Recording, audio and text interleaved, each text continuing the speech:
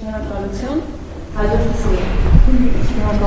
Պարոն վարչապետ, ձեր կարծիքով ինչու է Ռուսաստանի Դաշնության նախագահը խնդրում թույլ տալ, որպեսզի Ռուսաստանի Դաշնության քաղաքացիները մասնակցեն այստեղ խորհրդարանական ընտրություններին, եւ արդյոք նա տեղյակ չէր, որ այդ մարդիկ չեն կարող լինել ոչ падգամավորի թեկնածու, ոչ վարչապետի թեկնածու, եւ ինչ ցույց տվեց Վլադիմիր Պուտինի այս առաջարկը։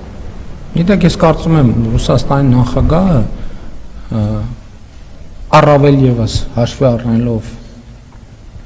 երկրի մասշտաբները եւ այն օրակարգը, որի հետ ամեն օր առնչվում է Ռուսաստանի նախագահը, ինքը ուզենալ չի կարող այդ մանրամասների մեջ մտնել։ Եվ բնականաբար, գիտեք, շատ դեպքերում ես էլ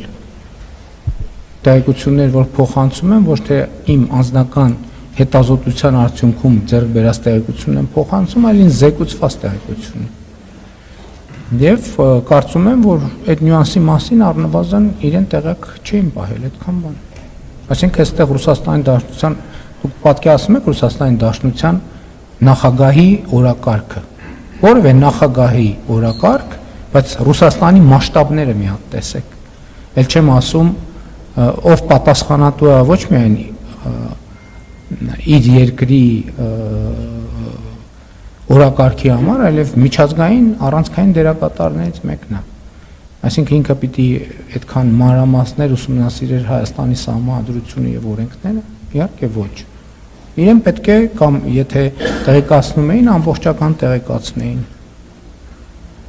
Շնորհակալություն, հաջորդը Եվ ես այն ինչ որ չէր արվել, պարզապես իրեն տեղյակ պահեցի, որ տենց նրբություն կա։